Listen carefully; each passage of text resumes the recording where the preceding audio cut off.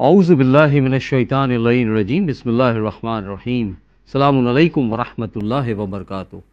আল্লাহর রহমান রহিমের নামের সঙ্গে আপনাদের সকলের মঙ্গল কামনা করে আপনাদের প্রিয় অনুষ্ঠান, সাপ্তাহিক অনুষ্ঠান মাসাইল-ই জিন্দেগি বাংলায় আমি রওশন আলী নাশাদ আপনাদের সকলকে স্বাগতম জানাই। প্রিয় দর্শকবৃন্দ ও শ্রোতামণ্ডলী, আশা করি আপনারা সবাই ভালো আছেন এবং সুস্থ আছেন। তো গত অনুষ্ঠানগুলোর মতো আজকের অনুষ্ঠানেও আপনাদের সকলের প্রশ্নের উত্তর কোরআন ও হাদিস ও আহলে বাইত আলাইহিমুসসালামের শিক্ষার আলোকে নেওয়ার জন্য আসুন আমাদের সকলের প্রিয়, জনপ্রিয় এবং জ্ঞানী আলিমে দ্বীন জনাব মাওলানা শেখ সাবির রেজা সাহেব কিবলাকে স্বাগতম জানাই এবং বিনা কোনো ভূমিকায় সরাসরি অনুষ্ঠান শুরু করি। সালামু আলাইকুম ওয়া রাহমাতুল্লাহি ওয়া বারাকাতুহু। মাওলানা সাহেব। ওয়া আলাইকুম আসসালাম ওয়া রাহমাতুল্লাহি ওয়া বারাকাতুহু। মৌলানা সাহেব, আশা করি সদায়ের মতো আপনি আল্লাহ রাব্বুল আলমিনের মেহরবানিতে এবং আমাদের সকল ভাই বোনদের দোয়ায় ভালো আছেন এবং সুস্থ আছেন। আলহামদুলিল্লাহ, শুকরিল্লাহ। রওশন ভাই, আপনি কেমন আছেন? আলহামদুলিল্লাহ, আপনার দোয়া আছে, আমাদের সকল ভাই বোনদের, আমাদের দর্শকবৃন্দদের দোয়া আছে এবং সঙ্গে আল্লাহ রাব্বুল আলমিনের মেহরবানিও আছে। তো প্রিয় দর্শকবৃন্দ, আসুন অনুষ্ঠান শুরু করি। সর্বপ্রথম একটি ভয়েসমেল প্লে করি, দেখি কোথা থেকে কে কি জানার ইচ্ছুক বা কার কি ফিডব্যাক। সালামুন আলাইকুম, আমি মিজানুর রহমান মল্লিক, দক্ষিণ 24 পরগনার অস্থি থেকে। দোয়া করি আল্লাহ তাআলা মাওলানা সাহেবকে দীর্ঘ আয়ু দান করুক। এই বলে মাসাইলে জিন্দেগিতে আমার প্রশ্ন যে আহলে তাশাইয়ুদের বা ফিকহে জাফরিয়ার অনুসারীদের বা আমাদের কাছে কোরআনের পরে সবচাইতে অথেন্টিক কিতাব কোনগুলো? যেমনটা আমরা আহলে সুন্নাত ওয়াল জামাতের ভাইদেরকে বলতে শুনি যে তাদের কাছে কোরআনের পরে তারা মনে করে সিয়ায়ে সিত্তা বা কুতুবে সিত্তা বলে প্রচলিত আছে, যেখানে তারা 6টা কিতাবকে মানে জায়গা দিয়েছে, যেমন বুখারী, মুসলিম, সুনানে আবু দাউদ, ইবনে মাজাহ, তিরমিজি, নাসাই। তো এগুলোকে তারা কোরআনের পর সবচেয়ে অথেন্টিক কিতাব বলে মনে করে, যেমনটা বুখারী মুসলিমকে। তো আমি জানতে চাই যে আমাদের আহলে তাশাইয়ুদের কাছে বা আমরা যারা ফিকহে জাফরিয়ার অনুসারী আছি, তো আমাদের কাছে কোরআনের পরে সবচাইতে অথেন্টিক কিতাব কোনগুলো, সেগুলো দয়া করে আমাকে জানাবেন এবং আমাকে জানাবেন যে এই কিতাবগুলোর হার্ড কপি আমি কোথায় পাবো, বা এর মূল সংস্করণ থেকে যে বাংলায় অনুবাদ, এই বাংলায় অনুবাদ করা কিতাবগুলো আমি কোথায় পাবো। আমি বলেছি আমার ঠিকানা দক্ষিণ 24 পরগনার অস্থি। তো কোথা থেকে আমি মানে এই কিতাবগুলোকে সহজেই পেতে পারি সে বিষয়ে আমাকে একটু জানাবেন। আসসালামু আলাইকুম, জাযাকাল্লাহ খায়ের। ওয়া আলাইকুম আসসালাম ওয়া রাহমাতুল্লাহি ওয়া বারাকাতুহু। প্রিয় মিজানুর ভাই, প্রশ্নের মাধ্যমে মাসাইল-ই জিন্দেগি বাংলা অনুষ্ঠানকে সহযোগিতা করার জন্য আমি আপনার ধন্যবাদ জানাই। আমি ভাইয়ের প্রশ্ন ইন শর্টে করতে চাই, সংক্ষিপ্ত প্রশ্ন ওনার, যে যেমন আহলে সুন্নাত ওয়াল জামাতের মধ্যে ভাইদের মধ্যে কোরআন শরীফের পরে সাহায়ে সিত্তার পজিশন, আমাদের জাফরি মাসলাকের মধ্যে কোরআন শরীফের পরে মানে কি বইগুলো আছে যার পজিশন সাহায়ে সিত্তার সমান বা তার বেশি? ওয়া আলাইকুম আসসালাম ওয়া রাহমাতুল্লাহি ওয়া বারাকাতুহু।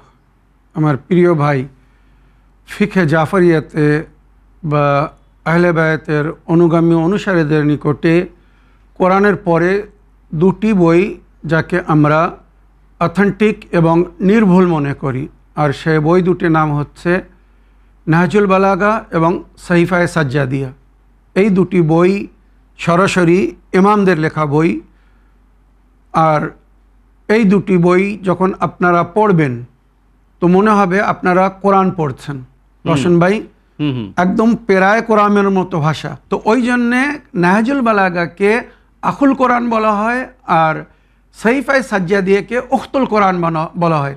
আখুল কোরআন মানে কোরআনের ভাই, আর উখতুল কোরআন মানে কোরআনের বোন। তো এই দুটো বই মানে কোরআনের ভাই বোন। তো তিনটে বই যদি কেউ পড়ে, এটা শুধু মুখের কথা না, যদি কারোর সন্দেহ থাকে তো আমি তাদের কাছে অনুরোধ করব, আপনারা আমাদের এই তিনটি বই মানে কোরআন তো আপনারা পড়েন, তার সঙ্গে নাহজুল বালাগা পড়ে দেখুন, প্লাস সহিফায়ে সাজ্জাদিয়া পড়ে দেখুন। একই অনুভব হবে যে আপনারা তিনটেই একই ধরনের বই পড়ছেন।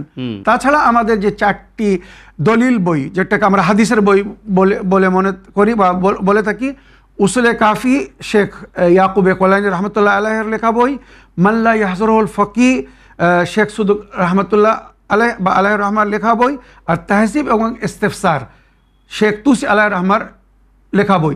এই 4টা আমাদের নিকটে হাদিসের বই, যেখান থেকে সূত্র দিয়ে আমাদের ফোকাহা মারাজে কেরাম মুজতাহিদিনরা রওয়ায়াত বয়ান করেন বা ফিক শাস্ত্র বয়ান করেন বা মাসলা মাসাল বয়ান করেন।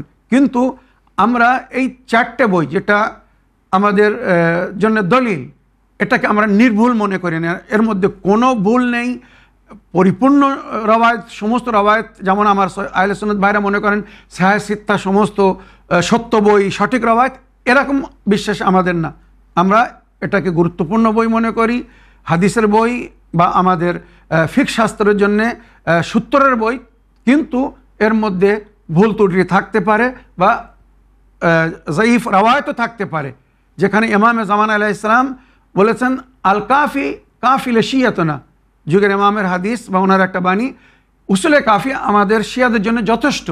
মানে শিয়ারা যদি উসুলে কাফির ওপরে আমাল করে, ওই হাদিসের ওপরে আমাল করে যথেষ্ট। তারপরেও কিন্তু কোনো আমাদের মুজতাহিদ বলেননি যে উসুলে কাফির যত রওয়ায়েত, সমস্ত রওয়ায়েত মানে 100% সহি ও সনদ বা মুস্তানাদ বা সহি, ওর মধ্যে জয়ীফ রওয়ায়েতও আছে, যেটা আমরা বিশ্বাস রাখি। তবে কোরআনের পরে যে দুটি বই আমরা সবচেয়ে গুরুত্বপূর্ণ মনে করি বা অথেন্টিক এবং নির্ভুল মনে করি, সেটা হচ্ছে নাহজুল বালাগা এবং সহিফায়ে সাজ্জাদিয়া। এবারে আপনি জিজ্ঞেস করছেন যে এই বইগুলো আপনি কোথায় পাবেন।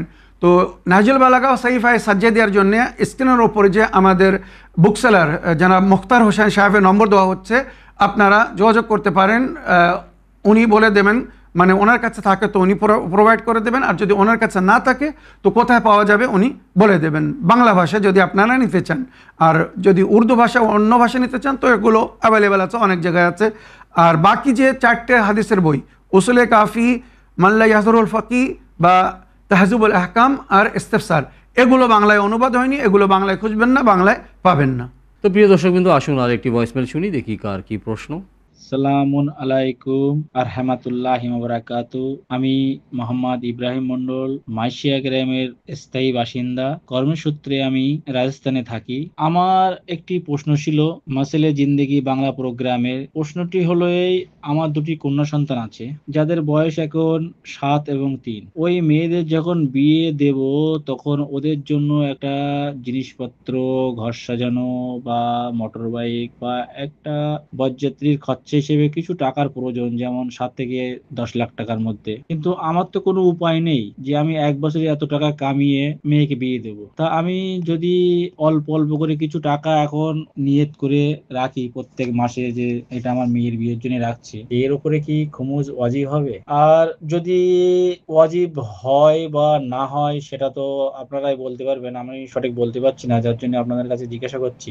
আর দ্বিতীয় কোশ্চেন, আমি আমার গ্রামের কিছু মাওলানাদের কাছে জিজ্ঞাসা করেছিলাম যে এই ব্যাপার, এটা কিভাবে কি করলে হয়, কেননা এক বছরে তো 10 লাখ টাকা কামানোর মতো ক্ষমতা আমার নেই, বা আমি কামাতে পারবো সেরকম আমার মনে হচ্ছে না। তা যার জন্য এই কোশ্চেনটা করলাম যে তো তারা আমাকে বললো যে যদি তুমি মেয়ের, কিছু মাওলানা বললো যে তুমি মেয়ের বিয়ের নিয়ত করে যদি রেখে দাও তাহলে ওই টাকাটার কোনো খরচ দিতে হবে না, কিন্তু যদি ওই টাকাটা আগে তোমার কোনো অসুবিধার জন্য তোমার খরচা করতে হয় তাহলে খুমুজ দিয়ে খরচা করতে হবে, নইলে কিন্তু এই টাকাটা হারাম হয়ে যাবে। আবার কিছু মাওলানারা বলছে এরকম কোনো সিস্টেমে হবে না, মানে তুমি টাকা রাখলে তার টোটালি খুমুজ দিতে হবে, আর যদি কোনো জিনিসপত্র বা কিছু কিনে রাখো তার কোনো খুমুজ দিতে হবে না। তা আমার কোশ্চেন এখন এটাই যে আমি এখান থেকে 7 বছর কি 10 বছর পরে আমার মেয়েদের যখন বিয়ে হবে তাদের জন্য ঘর সাজানো জিনিসপত্র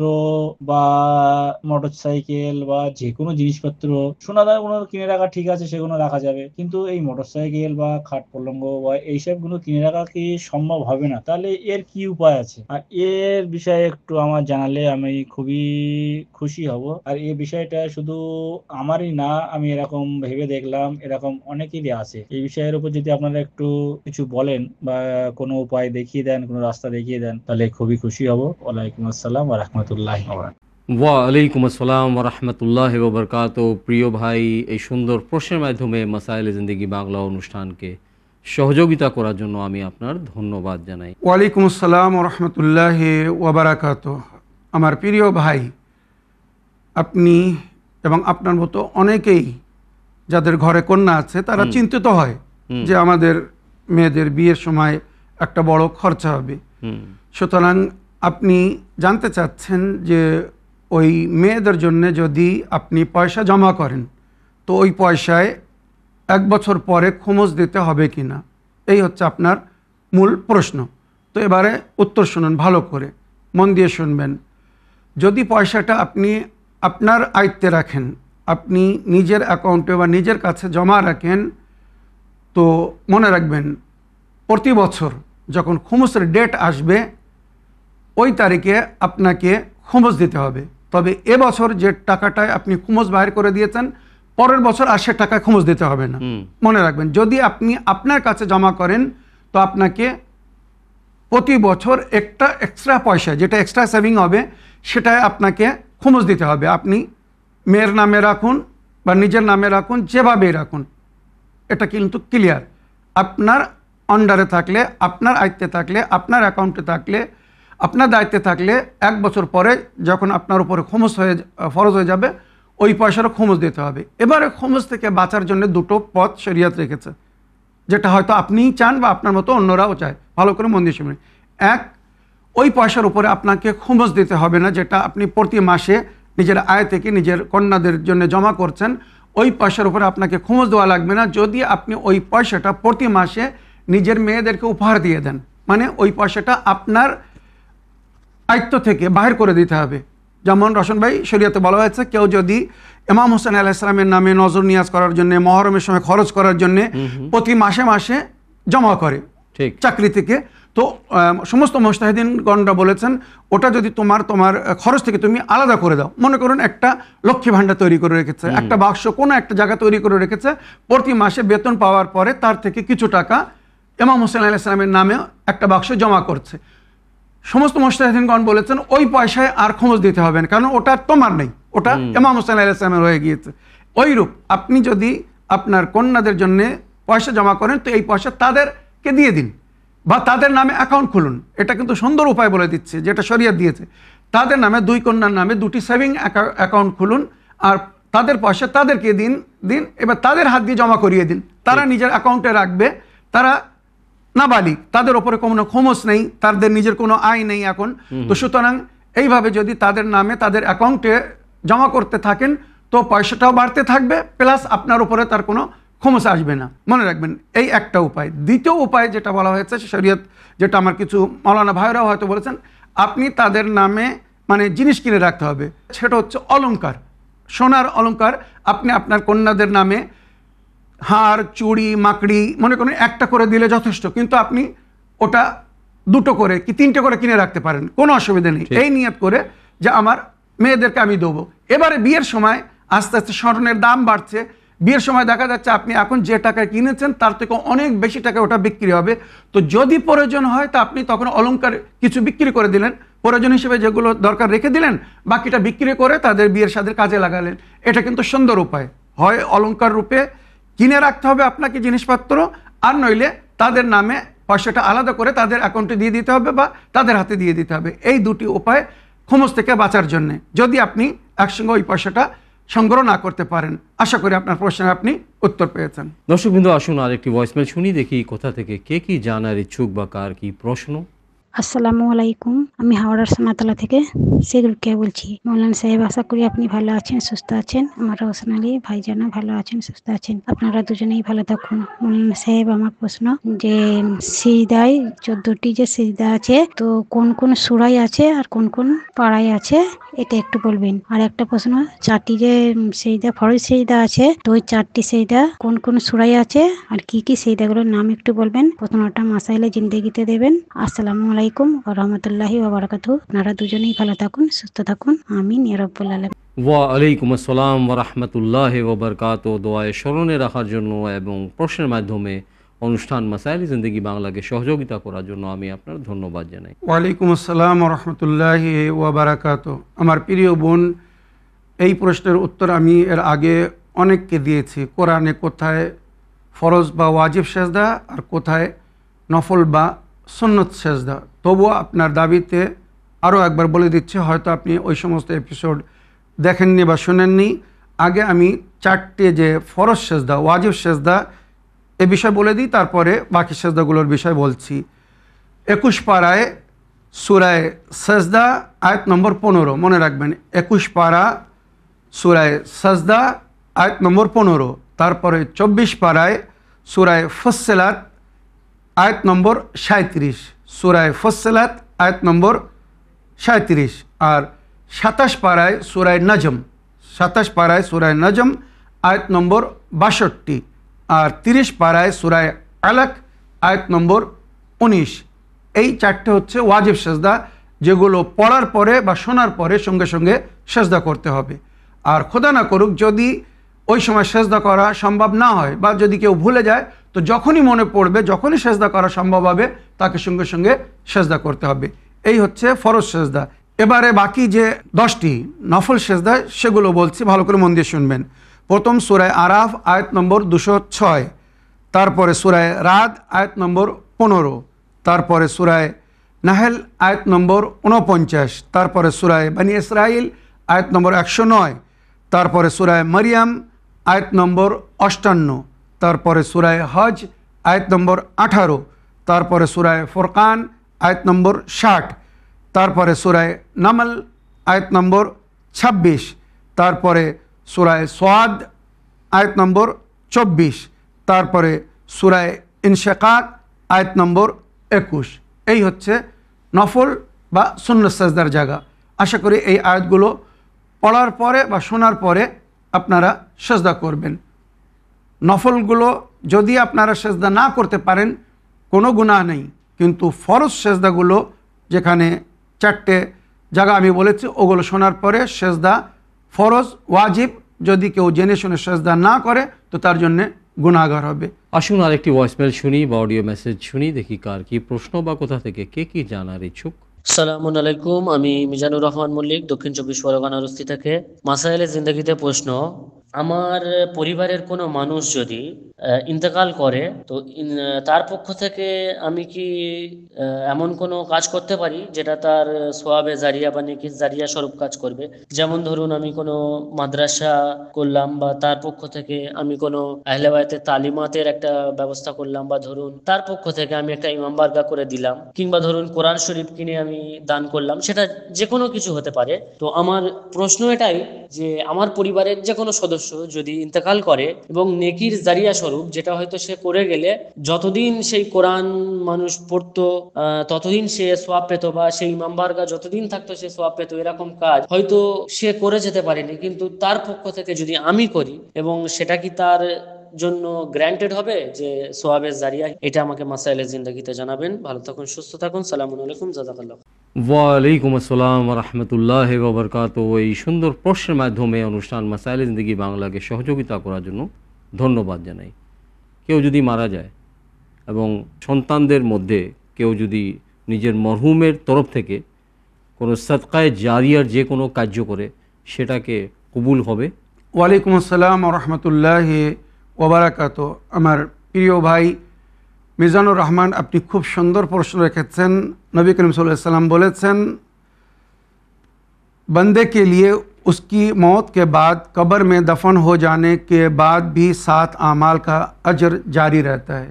যদি কোনো মানুষ মারা যায় নিজের জীবনে এই সমস্ত নেকি যদি করে যেতে পারে অতি উত্তম, তবে যদি এটা না করে যেতে পারে তো ওনাদের পরে যদি ওনাদের সন্তানরা এগুলো করে তো তার সওয়াব কবরে যাবে বা পাবে। এটা কিন্তু নবী করিম সাল্লাল্লাহু আলাইহি ওয়াসাল্লামের হাদিস। আর এটা আমি আমার আহলে সুন্নত ভাইদের থেকে রওয়ায়াতের সূত্র দিতে চাই, কেননা ওনারা বলে, অনেকেই বলে থাকে যে যার নেকি সে করে যাবে, পরে আর কেউ কিছু করলে কেউ কিছু পাবে না। তাই আমি তাদের বই থেকে সূত্র দিয়ে বলতে চাই। মুসনাদুল বোরাজ হাদিস নম্বর 7289, শাবুল ইমান লিল বাহিকি হাদিস নম্বর 3449, আলবানী হাসান লেগাইরি ফি সহি তারগিব ও তারহিব খণ্ড নম্বর 73 বা 73 পৃষ্ঠায় হাদিস নম্বর 2600। এই হাদিস যেটা শোনাতে যাচ্ছি ওখানে কিন্তু লেখা আছে। এবারে শুনুন, মরার পরে কোন কোন নেকির আজর কবরবাসী পাবে। 1 নম্বর, কিসি কো ইলমে নাফি শিখায়া, মানে কাউকে সুন্দর শিক্ষা দিয়েছে, দিনের শিক্ষা দিয়েছে, ভালো শিক্ষা দিয়েছে, নামাজ রোজা ইত্যাদি শিখিয়েছে, মরার পরেও তার সওয়াব সে পেতে থাকবে যতক্ষণ ওই ব্যক্তি আমল করতে থাকবে যাকে শিক্ষা দিয়েছে। 1, कोई नहर खुदवा कर জারি করবাইও, মানে পুরানো যুগে পানির কষ্ট ছিল, তো যদি কোথাও পানির জন্য নালা নদী কিছু তৈরি করে থাকে, তো যতদিন ওই পানি থেকে অন্যরা লাভবান হবে পশু পাখি বলুন বা মানুষ বলুন, তার সওয়াব ওই ব্যক্তি বা তারা পেতে থাকবে যারা নেহের জারি করে গেছে। কই কুয়া বানওয়ায় হো, পুরানো যুগে কূপ খোঁড়া হতো, কুয়া তৈরি করা হতো পানির জন্যে। তো যদি কারোর পানির জন্য কুয়া খুঁড়ে থাকে আর সেই গ্রামের মানুষ বা সেই এলাকার মানুষ ওই কুয়া থেকে পানি ভরে ব্যবহার করছে, পান করছে বা অন্য কাজে ব্যবহার করছে অজু গোসলের জন্য, তো এর পুরো সওয়াব ওই ব্যক্তি পেতে থাকবে বা তারা পাবে যারা কুয়া খুঁড়িয়েছে। এখনকার যুগের সম্পর্কে যদি আমি বলি, তো মনে করুন কোথাও আপনি নল লাগিয়ে দিলেন, গোসলখানা তৈরি করে দিলেন, পানির ব্যবস্থা করে দিলেন, ওয়াটার কুলার লাগিয়ে দিলেন, তো যতদিন মানুষ ওখান থেকে পানি পান করতে থাকবে, পানি ব্যবহার করতে থাকবে, তার সওয়াব পেতে থাকবে মারুম।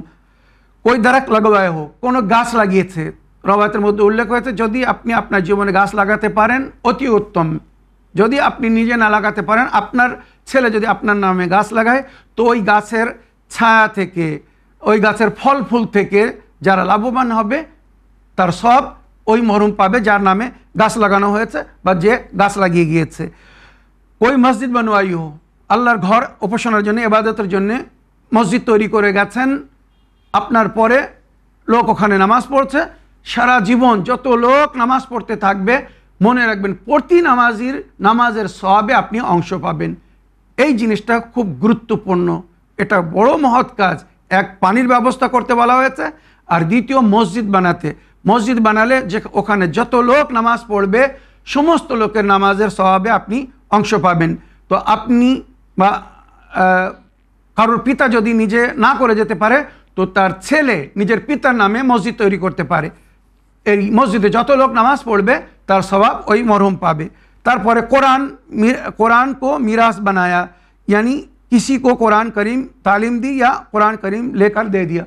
কোরআনের শিক্ষা দিয়েছেন, যদি এর উপরে কেউ আমল করতে থাকে তো সওয়াব পাবেন, প্লাস একটা কোরআন কাউকে আপনি কিনে দিয়েছেন বা কোরআন কিনে মসজিদে রেখে দিয়েছেন বা কোনো কোরআন কিনে কোনো মাদ্রাসায় দিয়েছেন, যত মানুষ ওই কোরআন পড়বে তার সওয়াব সেই মরহুম পাবে যার নামে কোরআন দান করা হয়েছে, বা সে নিজে যদি কিনে দিয়ে গিয়ে থাকে তো তার কবরে তার সওয়াব যেতে থাকবে। অবশেষে বলা হচ্ছে अपने पीछे नेक औलाद छोड़ियो जो उसकी वफात के बाद उसके लिए दुआए मगफरत करे। रवायत बोलছে इज़ा मात अल इंसान इनक़ता अनहु अमल इल्ला सलास, মানুষ মরে গেলে তার নিজের আমাল তার থেকে ডিসকানেক্ট হয়ে যায়, সে আর নিজে কিছু করতে পারে না, কিন্তু তিনটে জিনিস সরাসরি তার অ্যাকাউন্টে মানে তার কবরে যেতে থাকে বা তার আজর সব সে পেতে থাকবে।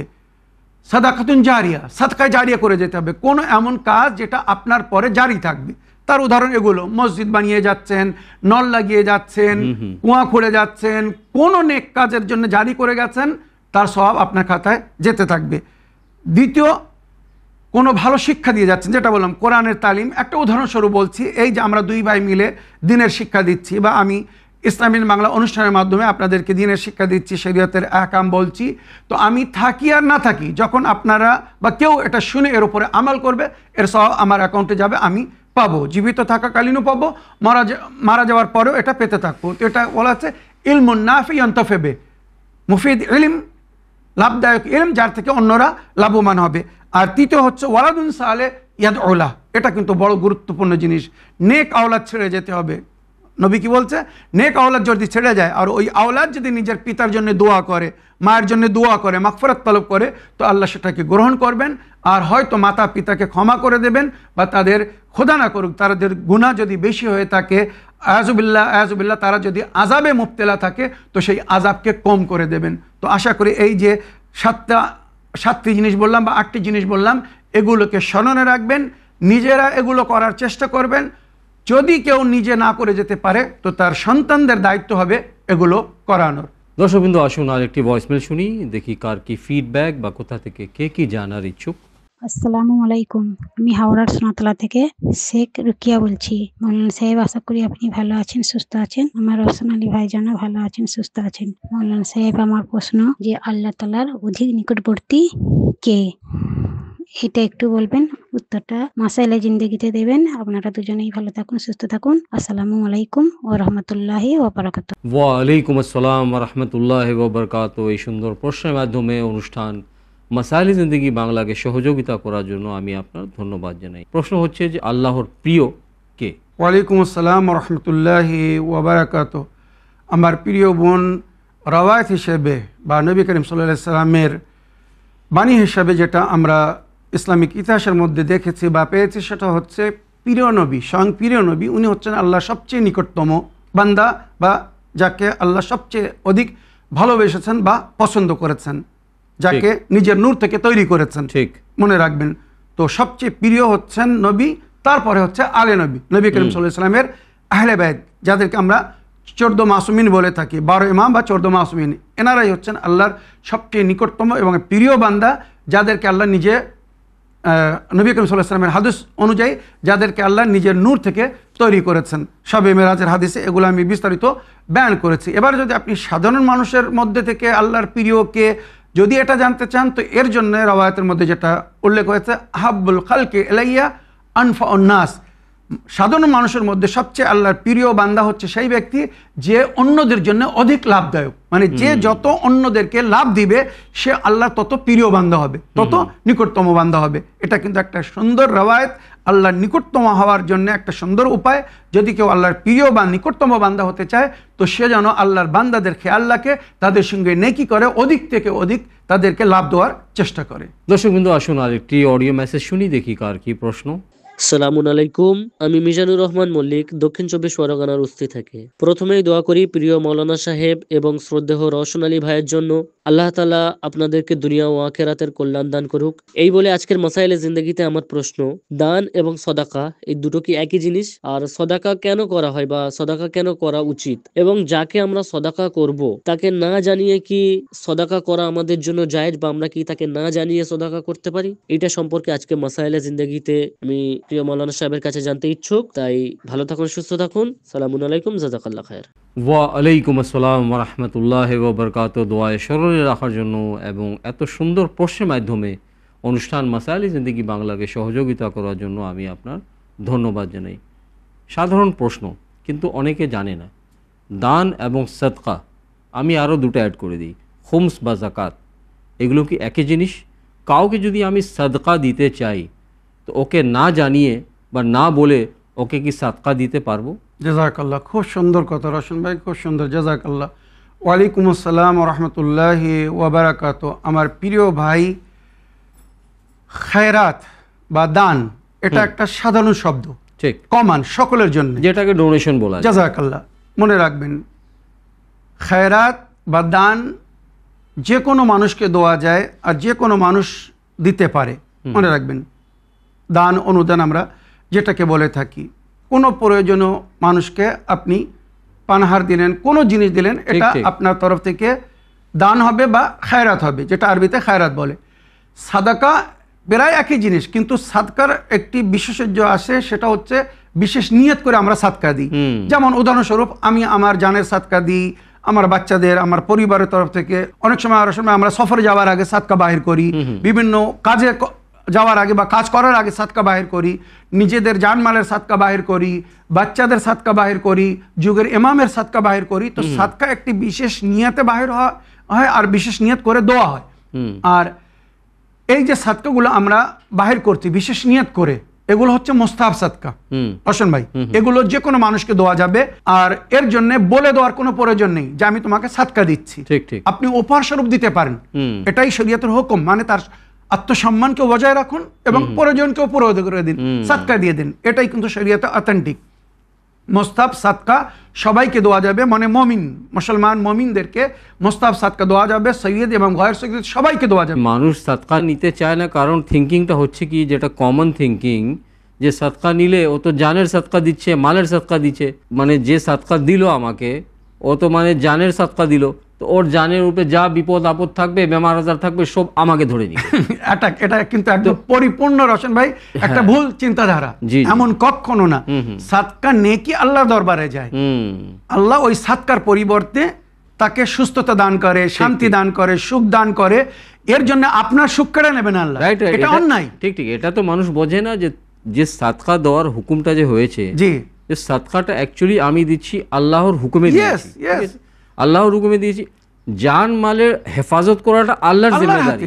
এমন না যে আমি ওকে সাদকা দিলাম তো আল্লাহ রাব্বুল আলামিন ওর সুস্থতা কেড়ে আমাকে দিয়ে দেবে, বা ওর ধন দৌলত বা ওর সুখ শান্তি কেড়ে আমাকে দিয়ে দেবে, এটা কিন্তু কখনো না। আল্লাহ রাব্বুল আলামিন আমাদের জন্য একটা ওসিলা করেছেন, এক অপরের সঙ্গে সহযোগিতা করো, কোঅপারেট করো, এই সাদকার মাধ্যমে গরিবদের মদদ করো। এই যখন আমরা মদত করব, আল্লাহ এটাকে দেখে খুশি হয় যে আল্লাহ বলছে আল্লাহ ইয়াকুনু ফি আউনি আবদে মা দামাল আবদু ফি আউনি আখি। আল্লাহ তখন পর্যন্ত বা ততক্ষণ তার বান্দার মদত করে যতক্ষণ বান্দা তার বান্দার মদত করে বা তার ভাইদের খেয়াল রাখে। আমরা আমার গরিব ভাইদের খেয়াল করছি সাদকার মাধ্যমে, আল্লাহ খুশি হয়ে আমাদেরকে সুস্থতা দান করবেন, সুখ শান্তি দান করবেন, দুঃখ কষ্টকে নিবারণ করবেন, এগুলো সব আল্লাহর হাতে। যে রশন ভাই যে কথাটা বলছে খুব গুরুত্বপূর্ণ কথা, এটা মনে রাখবেন। যারা গরিবরা সাদকা নিতে সংকোচ করেন, আপনারা এই ভুল, এই চিন্তাধারা নিজের মাথা থেকে বাহির করে দেন। কারোর সাদকা নিলে কারোর বালা মুসিবত আপনার উপরে আসবে না। আল্লাহ জালিম না যে আমার কষ্ট আপনাকে চাপিয়ে দেবে, মনে রাখবেন। তো যেটা বলতে চাচ্ছিলাম, রশন ভাই দুটো বিশেষ জিনিস উল্লেখ করেছেন এখানে, জাকাত এবং খুমুস। জাকাত ওয়াজিব সাদকা, রশন ভাই, জাকাত এবং ফিতরা এই দুটো ওয়াজিব সাদকা। এগুলো বিশেষ প্রাপ্য ব্যক্তিদেরকে দিতে বলা হয়েছে, মনে রাখবেন। জাকাত এবং জাকাতুল ফিতরা এগুলো বিশেষ এবং ওয়াজিব সাদকা, এগুলো প্রাপ্য ব্যক্তিদেরকে দিতে হবে, মানে যেখানে শরীয়তে দিতে বলা হয়েছে। আর এগুলো সৈয়দদেরকে দেওয়া যাবে না, মানে নন সৈয়দ সৈয়দকে জাকাত দিতে পারবে না। কারণ নবী করিম সাল্লাল্লাহু আলাইহি ওয়াসাল্লামের হাদিস, কাদ হুররিমাত আলাইনা সাদাকা, আমাদের উপরে আল্লাহ সাদকাকে হারাম করেছেন। সাদাত সৈয়দরা কিন্তু কখনো জাকাত নেবে না, বা জাকাত বা ফিতরার পয়সা সৈয়দদেরকে দেবেন না। যদি কোনো সৈয়দ ব্যক্তি আপনাদের কাছে জাকাত চায় বা ফিতরার পয়সা চায়, তো আপনারা বিশ্বাস করে নেবেন যে এই ব্যক্তি সৈয়দ না। আপনি জাকাত ফিতরার কথা বলেন, তো সৈয়দকে তো সাদকাও দেওয়া যাবে না। না না, ওয়াজিব সাদকা, এটা হচ্ছে ওয়াজিব সাদকা। আচ্ছা আচ্ছা। আর মুস্তাহাব সাদকা যেটা আমরা দান খয়রাতের মতো দিয়ে থাকি, এগুলো দেওয়া যাবে, কোনো অসুবিধা নেই। জানমালের সাদকা কি সৈয়দকে দিতে পারবো? জি, দেওয়া যাবে। আর সমস্ত মুজতাহিদিনরা বলেছেন ফরজ সাদকা দেওয়া যাবে না, তবে নফল সাদকা, মানে যেটা আমরা নিজেদের মঙ্গলের জন্য বাইর করে, এটা গরিব সৈয়দদেরকে দেওয়া যাবে। সব সৈয়দকে না, কিন্তু গরিব সৈয়দদেরকে দেওয়া যাবে। আর ওইরকম খুমুস ওয়াজিব, এটা সৈয়দদের হক। আল্লাহ কিন্তু কারোর সঙ্গে অন্যায় করেননি। জাকাত গড় সৈয়দদের হক, গরিবদের হক, ওই জন্যে সৈয়দদের ওপর এটা জায়েজ না, হালাল না। আর আল্লাহ রাব্বুল আলামিন সৈয়দদের জন্য খুমুস রেখেছেন, মনে রাখবেন। খুমুস রসুল ও আলে রসুলের হক, এটা কিন্তু গড় সৈয়দকে দেওয়া যাবে না। তাই খুমুস বাহির করে সাদাতকে দিতে হবে, গরিব সাদাতকে। আর নইলে ওর দুটো অংশ হয়, একটা হচ্ছে সায়েমে ইমাম, একটা হচ্ছে সায়েমে সাদাত। সায়েমে ইমামকে দিতে হবে, নইলে নায়েবে ইমাম বা মুজতাহিদিন মারাজে কিরাম এনাদের হাতে তুলে দিতে হবে, বা ওনাদের ওকিল যারা আছে তাদের কাছে পৌঁছে দিতে হবে। আর সায়েমে সাদাত সরাসরি আপনি সাদাতকে দিতে পারেন। আপনার নজরে যদি গরিব সৈয়দ হয়ে থাকে, তো আপনি তাকে দিতে পারেন, এটা শরীয়তের হুকুম। দর্শক বিন্দু, আসুন আরেকটি অডিও মেসেজ শুনি, দেখি কার কি প্রশ্ন। আসসালামু আলাইকুম, আমি মিজানুর রহমান মল্লিক, দক্ষিণ 24 পরগনার বস্তি থেকে। মাসায়েলে জিন্দেগিতে দোয়া করছি আল্লাহ তাআলা রওশন আলী সাহেব এবং প্রিয় মৌলানা সাহেবকে দুনিয়া ও আখিরাতের কল্যাণ দান করুক এবং ওনাদের নেক হায়াত দান করুক। মাসায়েলে জিন্দেগি এবং ইসলামিক বাংলার সঙ্গে যুক্ত হয়ে প্রচুর উপকৃত হয়েছি, এবং আমি আমার রবের কাছে এই জন্য কৃতজ্ঞতা প্রকাশ করি যে তিনি আমাকে আপনাদের সঙ্গে মিলিয়েছেন, এবং আপনাদের প্রোগ্রাম অতিরিক্ত খুব ভালো লাগছে, আমার খুব ভালো লাগছে, যেটা আমি বলে বোঝাতে পারবো না হয়তো। হ্যাঁ, এইভাবে ইসলামের তালিমাত এর আগে আমি কখনো পাইনি কারোর থেকে। যেভাবে আমি প্রশ্নোত্তরের মাধ্যমে আপনাদের কাছ থেকে আমার জ্ঞানের মধ্যে ইজাফা ঘটাতে পারছি, সেই জন্য আপনাদেরকে শুকরিয়া জানাই এবং আল্লাহর প্রতিও আমি কৃতজ্ঞতা প্রকাশ করি। এবং এই বলে আজকের মাসায়েলে জিন্দেগিতে আমি একটা প্রশ্ন রাখতে চাই মৌলানা সাহেবের কাছে। সেটা হলো, অ্যাজ এ শিয়া মুসলিম, আমি কি কোনো ইমামতকে অস্বীকারী কোনো নারীকে বিয়ে করতে পারি, বা ইমামতকে অস্বীকারী কোনো নারীর সঙ্গে বিয়ে করা আমার জন্য কি জায়েজ হবে? কিংবা ধরুন অ্যাজ এ শিয়া মুসলিম আমার বাড়ির মহিলারা, বা ধরুন কোনো শিয়া মুসলিম ঘরের মেয়ে, তার জন্য কি ইমামতকে অস্বীকারী কোনো পুরুষের সঙ্গে বিয়ে করাটা ঠিক হবে? এটা একটু মাসায়েলে জিন্দেগিতে জানাবেন। দোয়া করছি আল্লাহ তাআলা আপনাদেরকে নেক হায়াত দান করুক এবং ভালো থাকুন, সুস্থ থাকুন। খুদা হাফেজ, ফি আমানিল্লাহ। ওয়া আলাইকুম আসসালাম ওয়া রাহমাতুল্লাহি ওয়া বারাকাতুহু। প্রিয় ভাই, দোয়ায় স্মরণে রাখার জন্য এবং সুন্দর প্রশ্নের মাধ্যমে অনুষ্ঠান মাসায়েলে জিন্দেগি বাংলাকে সহযোগিতা করার জন্য আমি আপনার ধন্যবাদ জানাই। মৌলানা সাহেব, খুব সুন্দর প্রশ্ন। শরীয়তে ইসলাম এই বিষয়ে, বা কোরআন ও হাদিস ও আহলে বাইত আলাইহিমুস সালামের তালিমাত এই বিষয়ে কি বলে? ওয়ালাইকুম আসসালাম ওয়া রাহমাতুল্লাহি ওয়া বারাকাতুহু। আমার প্রিয় ভাই, এ বিষয়ে যেটা কোরআনে উল্লেখ হয়েছে, আল্লাহ রাব্বুল আলামিন বলেছেন, আল মুসলিমুন আলিল মুসলিমাত, ঠিক, ওয়াল মুসলিমাত লিল মুসলিমিন, হুম। ওইরূপ আল মুমিনুনা লিল মুমিনাত ওয়াল মুমিনাত লিল মুমিনিন, মানে এটা একটা মফহুম বললাম। মনে রাখবেন সূরা নূরের মধ্যে যেভাবে উল্লেখ হয়েছে তার একটা মফহুম আমি এই আরবি ভাষার মধ্যে বললাম। এখানে আল্লাহ রাব্বুল আলামিন বলছেন যে মুসলমান পুরুষের জন্য মুসলমান নারী, ঠিক, বা মুসলমান নারীর জন্য মুসলমান পুরুষ। ওইরূপ মমিন পুরুষের জন্য মোমেনা নারী, বা মোমেনা নারীর জন্য মমিন পুরুষ। এটাই হচ্ছে শরীয়তের হুকুম। এবারে ওখানে সূরা নূরের মধ্যে যেটা পরিষ্কার উল্লেখ হয়েছে, মুসলিম কোনো গড় মুসলিমকে, নন মুসলিমকে ততক্ষণ পর্যন্ত বিয়ে করতে পারবে না যতক্ষণ সে ইসলাম না করছে, নারী হোক আর পুরুষ। এবারে আমার ভাইয়ের প্রশ্ন, মুসলমান কিন্তু সে ইমামদেরকে মানে না, মানে মুমিন না। পরিষ্কার বলছি আমি, আপনার ভাষা হিসেবে হাদিস ও রওয়ায়াতের ভাষা যেটা হচ্ছে সেটা হচ্ছে মুমিন। তো কোরআন ও হাদিস বলছে মুমিনের বিবাহ মুমিনার সঙ্গে, বা মুমিনার বিবাহ মুমিনের সঙ্গে। ওইরূপ মুসলমানের বিবাহ মুসলমান নারীর সঙ্গে, বা মুসলমান নারীর বিবাহ মুসলমান পুরুষের সঙ্গে।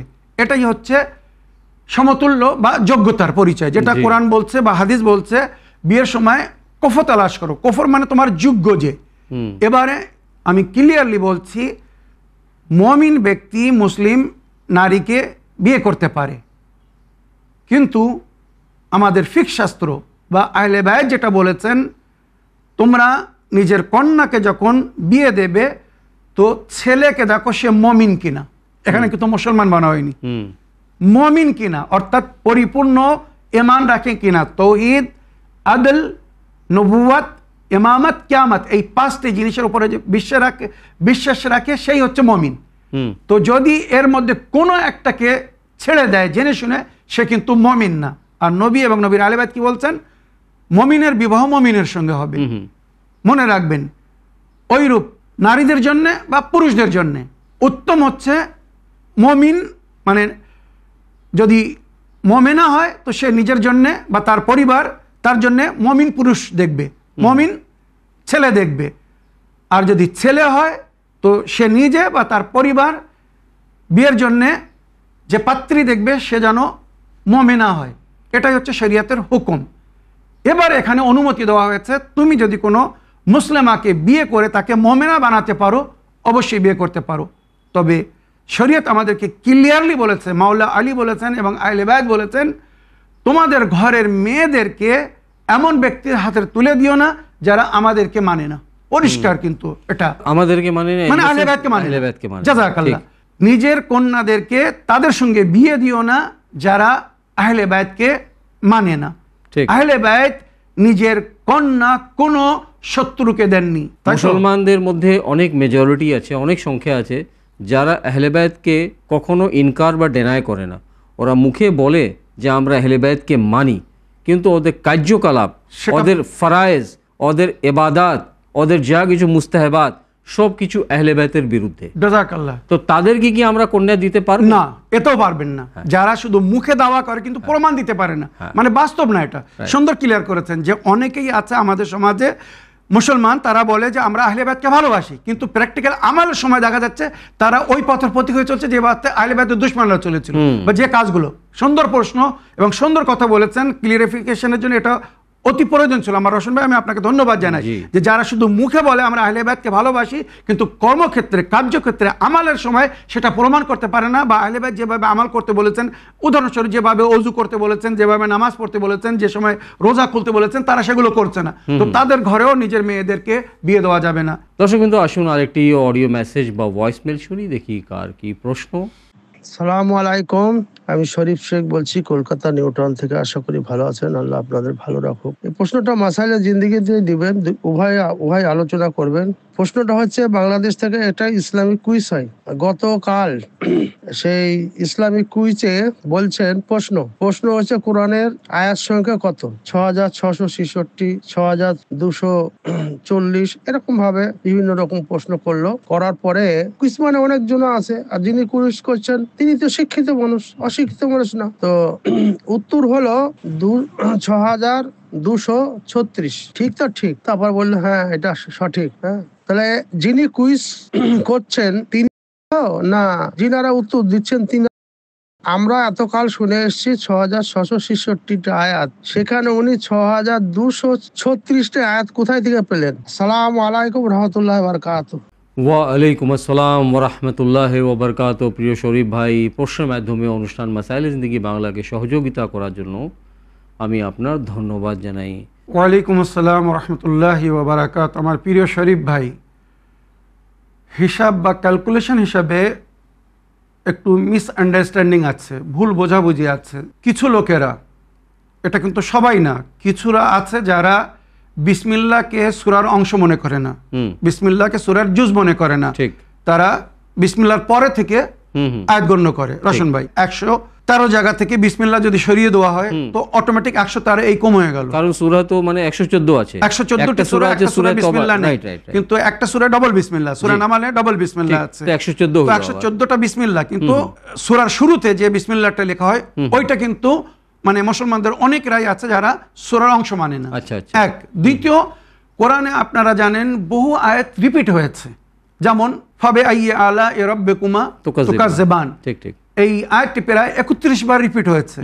এইভাবে সূরায়ে কাফিরুনের মধ্যে লা আ'বুদু মা তা'বুদুন, বা অনেক সূরার মধ্যে এইভাবে অনেক আয়াত রিপিট হয়েছে। এই রিপিট আয়াতগুলোকে তারা বলতে চাচ্ছে একটি আয়াত। বুঝতে পারছেন রশন ভাই? মানে ক্যালকুলেশন হিসেবে তারা ভুল করছে না, মানে তারা যত রিপিট আয়াত সেগুলোকে একটা আয়াত বলছে, ওই জন্যে এই আয়াতগুলো কম হয়ে যাচ্ছে। তো মনে রাখবেন, বিসমিল্লাহ এবং যে আয়াতগুলো কোরআনের রিপিট হয়েছে ওইগুলোকে যদি বাদ দেওয়া হয়, মানে একটি আয়াত ধরা হয় সমস্ত রিপিট আয়াতগুলোকে, তাহলে 6236 হয়। মনে রাখবেন, এটা ক্যালকুলেশন হিসেবে বলছি। আর এটাই কিন্তু অনেক মানে আমাদের আরেফিনরা বা গুরুজনেরা বা কোরআন বিষয় জানারা বিশেষজ্ঞ বা বিখ্যাত ওনারাও বলেছেন যে বিসমিল্লাহ এবং রিপিট আয়াতগুলো যদি বাদ দেওয়া হয় তো আয়াত হবে, আয়াতের সংখ্যা হবে 6236।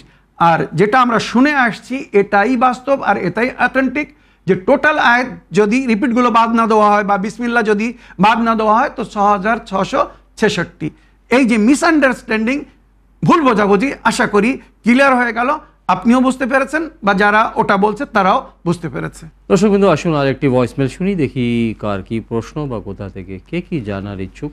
আসসালামু আলাইকুম, আমি মিজানুর রহমান মল্লিক, দক্ষিণ 24 পরগনার উস্তি থেকে। প্রথমেই প্রিয় মাওলানা সাহেব এবং শ্রদ্ধেয় রওশন আলী সাহেবের জন্য আন্তরিক ভালোবাসা এবং দোয়া রইল। আল্লাহ তাআলা আপনাদেরকে দুনিয়া ও আখিরাতের কল্যাণ দান করুক। এই বলে আজকে মাসায়েলে জিন্দেগিতে আমি জানতে চাই আপনার কাছে মাওলানা সাহেব, আমি দেখেছি আল্লাহ তাআলা কোরআনে বিভিন্ন জায়গায় বিভিন্ন জিনিসের কসম খেয়েছেন।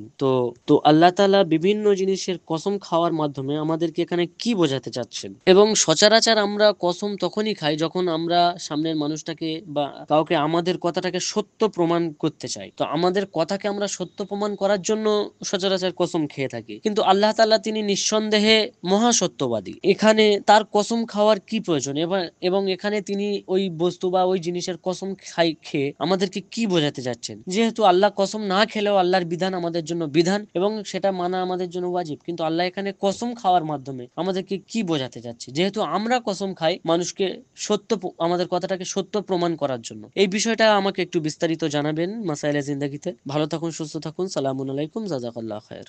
ওয়ালাইকুম আসসালাম ওরহমতুল্লাহ ওবরকাত। সুন্দর প্রশ্নের মাধ্যমে অনুষ্ঠান মাসাইলে জিন্দেগি বাংলাকে সহযোগিতা করার জন্য আমি আপনার ধন্যবাদ জানাই। খুব সুন্দর প্রশ্ন করেছেন মিজানুর ভাই। সত্য মানে তো হক, হক মানে আল্লাহ। তো আল্লাহ নিজেকে হক, উনি এটা প্রমাণ করার জন্য তো ওনাকে কসম খাওয়ার প্রয়োজন নেই আমার মনে হয়। কথার ইম্পর্টেন্সটা জানানোর জন্য বা বলার জন্য আল্লাহ কসম খেয়েছেন আমার মনে হয়। জাযাকাল্লাহ। ওয়ালাইকুম আসসালাম রহমতুল্লাহি ওবারাকাত। আমার প্রিয় ভাই, যেমন রশন ভাই বললেন, আল্লাহ রব্বুল আলামিন আমাদের মনোমেজাজ খুব সুন্দরভাবে জানেন, মানুষের মেন্টালিটি ঠিক আল্লাহ রব্বুল আলামিন মানুষের চেয়ে তো ভালো রকম জানবেন না খালিক। জি, আমরা যখন নিজের কথার মধ্যে ওজন তৈরি করতে চাই বা নিজের কথাকে প্রভাবিত করতে চাই তখন কসম খাই যাতে মানুষ আমাদের কথা বিশ্বাস করে। তো এই মেন্টালিটির জন্য আল্লাহ রাব্বুল আলামিন বিশেষ কিছু জিনিসের কসম খেয়েছেন। ঠিক, তার উদ্দেশ্য হচ্ছে যে এটা সাধারণ বাক্য না, সাধারণ কথা না, এটা কিন্তু অতি গুরুত্বপূর্ণ, এটাকে মূল্যবান। এটাকে হালকা নিও না, জাযাকাল্লাহ, এটাকে হালকা নিও না। নিজের কথার মধ্যে ওজন তৈরি করার জন্য বা প্রভাবিত করার জন্য বা গুরুত্বকে বেশি করার জন্য আল্লাহ রাব্বুল আলামিন কসম খেয়েছেন।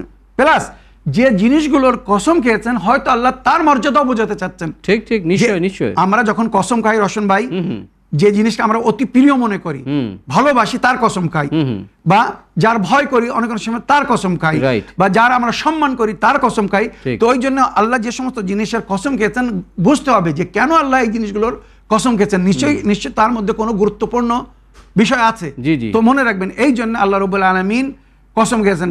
যেমন ওয়াশ-শামসু ওয়া-দুহা ওয়াল কামার ইযা তালাহা ওয়ান নাহার ইযা জাল্লাহা, মানে সূর্য এবং সূর্যের কিরণ, চন্দ্র এবং চন্দ্রের জ্যোতি বা আলো, দিন এবং দিনের উজ্জ্বলতা, এইভাবে যে কসম খেয়েছে এইগুলো আমাদেরকে বোঝানোর জন্য, এর গুরুত্ব বোঝানোর জন্য ওইরূপ আল্লাহ রাব্বুল আলামিন যেখানে যেখানে কসম খেয়েছেন তারপরে যে আদেশ করেছেন বা যে শিক্ষা দিয়েছেন সেগুলো কিন্তু আমাদের জন্য অতি মূল্যবান এবং অতি গুরুত্বপূর্ণ।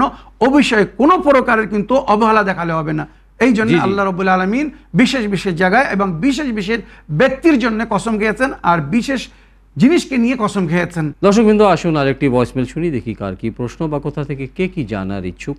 আসসালামু আলাইকুম মাওলানা সাহেব, আমি মুর্শিদাবাদ থেকে রেজিনা বলছি। মাসলা মেলে একটা জিন্দেগিতে প্রশ্ন রাখছি, প্রশ্নটার উত্তরটা দিবেন মাওলানা সাহেব। আশা করি আপনি ভালো আছেন, সুস্থ আছেন। আর আল্লাহ রব্বুল আলামিনের কাছ থেকে দোয়া করি আপনাদের দুই ভাইয়ের জন্য। মাওলানা সাহেব, আমি আজকে স্বপ্নে দেখছি ভোরের টাইমে, তাহাজ্জুদের নামাজের টাইমে, মাওলানা সাহেব আমি এই স্বপ্ন কখনো দেখি না। প্রচুর পরিমাণের কুচো, মেলা কুচো, ছোট বড়, যেন আমি নুন দিয়ে তাদেরকে মারছি, এক জায়গায় জড়ো করছি। আর আমার আব্বা আগ্নিতে যেন শুয়ে আছে, আর চারিদিকে যেন একবারে বেড়াইছে কুচো। ইয়ার কোনো ব্যাখ্যা হয় মাওলানা সাহেব? একটু জানাবেন দয়া করে। আর আমার আব্বার জন্য একটু দোয়া করবেন, আমার আব্বা অসুস্থ। ওয়ালাইকুম আসসালাম ওয়া রাহমাতুল্লাহি ওয়া বারাকাতুহু। প্রশ্নের মাধ্যমে মাসাইল জিন্দেগি বাংলা অনুষ্ঠানকে সহযোগিতা করার জন্য আমি আপনার ধন্যবাদ জানাই। ওয়ালাইকুম আসসালাম ওয়া রাহমাতুল্লাহি ওয়া বারাকাতুহু। আমার প্রিয় বোন, সর্বপ্রথম আমি আপনার পিতার আব্বাজানের সুস্থতার জন্য আল্লাহর কাছে কামনা করব। আল্লাহ পাক পঞ্চম পাক বার ইমাম চেহারদা মাসুমিন আলাইহিস সালামের ওসিলায় ওনাকে দ্রুত সুস্থতা দান করুন এবং পরিপূর্ণ সুস্থতা দান করুন। আপনি যে স্বপ্নটা দেখেছেন, যদি ভোরের আজানের আগে দেখে থাকেন তো এর অর্থ হচ্ছে সত্য, আর ওটা মরার পরের দিকে একটি ইশারা। মরার পরে যখন আমাদের শরীর পোকামাকড়ে খায় তার দিকে একটা ইশারা। তাই আমি আপনার পিতার জন্য বলবো, যিনি অসুস্থ, যত শীঘ্র সম্ভব ওনার তরফ থেকে কিছু সাদকা দিন, কিছু গরিব এতিমদেরকে পানাহার করিয়ে ওনার জন্য দোয়া করতে বলুন, বা ওনার নামে কোনো প্রাণী কোরবান করে দিন, ছাগল হোক বা কিছু একটা জবাই করে দিন, ওনার জানের বদলে সাদকা দিন। ইনশাল্লাহ যদি কোনো প্রকারের বালা মুসিবত লেখা থাকে তো সেটা দূর হয়ে যাবে। ইশারা যেটা বললাম আশা করি আপনি বুঝতে পেরেছেন। প্রিয় দর্শকবৃন্দ, আসুন আরেকটি ভয়েসমেল শুনি, দেখি কার কি প্রশ্ন। আসসালামু আলাইকুম ভাইজান, খায়রুন্নিসা বলছি। আমি একটি মাসালা জিন্দিগিতে প্রশ্ন রাখছি। আমাদের বাড়ির পাশে কোনো নদী আছে, ওই নদীতে তার উপরে একটা মুচিদের গ্রাম আছে, যে ওনারা মদের জাপ করতে দেয় ওই কাঁদরে, যে সে পুলিশ এলে সে জাপ ফেলে দেয়, যে নদীর পানিতে মিস হয়ে যায়, যে মাছরা সব খেপে উঠে ভিতরে লাগে। ওই মাছরা আমাদের এইখানে সব ধরে খায়। তা ওই মাছ কি খেতে আছে ভাইজান, একটু বলবেন। আসসালামু আলাইকুম রহমতুল্লাহি ওয়া বারাকাতুহু। ওয়ালাইকুম আসসালাম ওয়া রাহমাতুল্লাহি ওয়া বারাকাতুহু। দোয়ায় স্মরণে রাখার জন্য এবং প্রশ্নের মাধ্যমে মাসাইল জিন্দেগি বাংলা অনুষ্ঠানকে সহযোগিতা করার জন্য আমি আপনার ধন্যবাদ জানাই। কিবা কারণে যদি পানির মধ্যে যে কোনো হারাম জিনিস বা হারাম লিকুইড যদি মিক্স হয়ে যায়, সেখানকার জীব স্পেশালি মাছ কি গ্রহণ করা যাবে? ওয়ালাইকুম আসসালাম ওয়া রাহমাতুল্লাহি ওয়া বারাকাতুহু। আমার প্রিয় বোন, আপনি যে মদের কথা বলছেন, পানিতে ফেলে দেওয়া হয়েছে পুলিশের মাধ্যমে, এই বিষাক্ত মদ যখন পানির সঙ্গে মিক্স হয়েছে, এবারে হয়তো মাছেরা সেটা পান করেছে, ঠিক। এবারে মাছ অসুস্থ হয়ে অনেক অনেক সময় ভেসে ওঠে বা মরে ভেসে ওঠে। অসুস্থ হয়ে ভেসে উঠুক আর মরে ভেসে উঠুক, ওই মাছ খাওয়া জায়েজ না, কারণ ওই মাছ এবারে ক্ষতি করবে। তো শরীয়ত মানা করছে যে পানির মধ্যে যদি মাছ মারা যায় তো সেটা খাওয়া হারাম, আর যদি কোনো কারণে মাছ অসুস্থ হয়ে যায় সেটাও খাওয়া আমাদের জন্য জায়েজ না। যেমন প্রাণী যদি কোনো রোগে ভুক্ত হয় তো সেটাকে খাওয়া মানা করে হয়েছে, যাতে মানুষ ক্ষতিগ্রস্ত না হয় বা অসুস্থ না হয়ে যায়। দর্শকবৃন্দ, আসুন আরেকটি ভয়েসমেল বা অডিও মেসেজ শুনি, দেখি কার কি প্রশ্ন। আসসালামু আলাইকুম, আমি মিজানুর রহমান মল্লিক, দক্ষিণ 24 পরগনার উপস্থিত থেকে।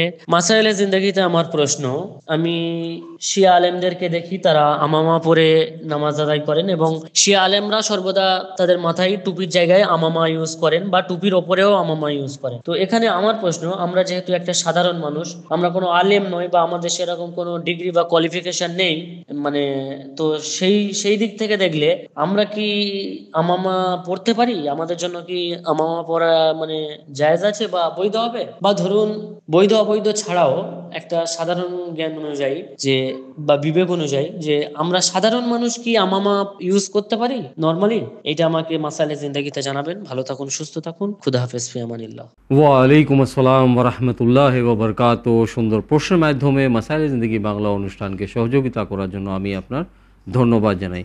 সাধারণ মানুষ যাদের কোনো আলেমের ডিগ্রি নেই তারা কি আমামা পড়তে পারবে মৌলানা সাহেব? খুব সুন্দর প্রশ্ন। ওয়ালাইকুম আসসালাম রহমতুল্লাহি ওয়া বারাকাতুহু। আমার প্রিয় ভাই, নবী করিম সাল্লাল্লাহু আলাইহি সাল্লামের যুগে নবী এবং নবীর সাহাবেরা ওনারা সাফা পরতেন। সাফা মানে শরীয়তের হুকুম ছিল যে তোমরা চুলকে ঢাকো, মানে যাতে চুল সেজদার সময় কপালের সামনে না এসে যায়। ঠিক, চুলের ওপরে কিন্তু সেজদা করা জায়েজ না। ভালো করে মন দিয়ে শুনবেন, আমাদের ফিকে জাফরি হিসাবে চুলের ওপরে যদি একটা চুলও সেজদার মাঝখানে এসে যায় তার উপরে সেজদা জায়েজ না, তার নামাজ বাতিল। জেনে শুনে মনে করুন আপনি সেজদাগার উপরে মাথাটা রেখেছেন, কপাল রেখেছেন, আর আপনার কপাল আর ওই মাটির মাঝখানে একটা যদি চুল এসে যায় তো আপনার নামাজ বাতিল, আপনাকে চুল সরাতে হবে। এটাই হচ্ছে শরীয়তের হুকুম।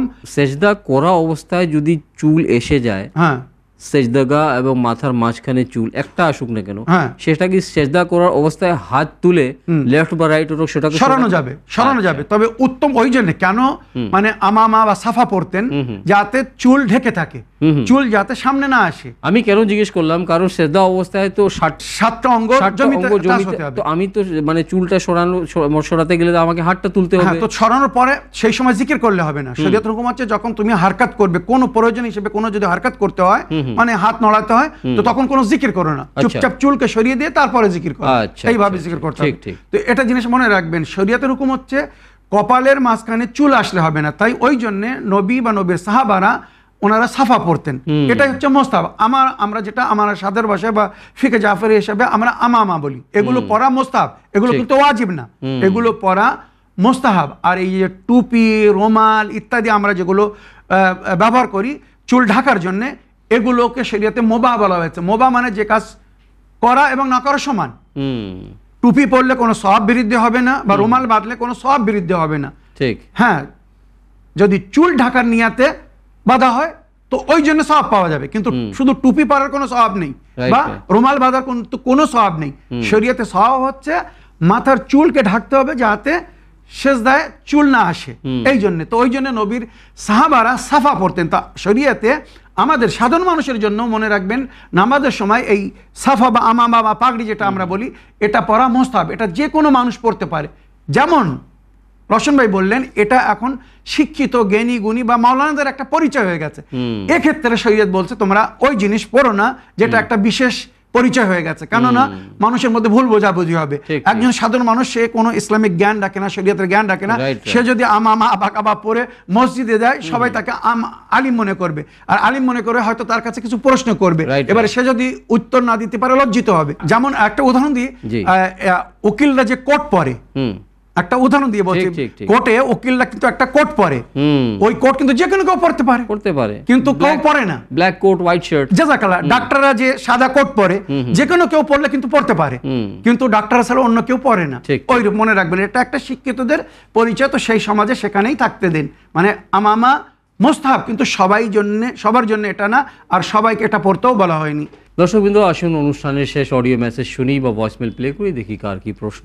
সালামু আলাইকুম, আমি শরীফ শেখ বলছি কলকাতা নিউ টাউন থেকে। আশা করি ভালো আছেন, আল্লাহ আপনার ভালো রাখুক। আমার প্রশ্ন হচ্ছে, আমরা নাপাক কারণ পুরুষের বীর্য হতে মানবের জন্ম বা আমার জন্ম, তাহলে নাপাক হইতে নাপাক, আবার যখন পৃথিবীতে ভূমিষ্ঠ হলো তখনও নাপাক। এই নাপাক জিনিস পাক হতে কি কি জিনিস পালন করতে হবে, কি কি জিনিস করতে হবে, এই বিষয় নিয়ে আলোচনা। বিষয়টা হচ্ছে, যখন আমার বয়স 7-10 হয়ে গেল তখন মা বাপের দায়িত্ব শেষ হয়ে গেল, এবার নিজেকে পাক থাকতে হলে কি কি জিনিস ছাড়তে হবে আর কি কি জিনিস করতে হবে, এই বিষয় নিয়ে বিস্তারিত আলোচনা করার জন্য অনুরোধ রইল।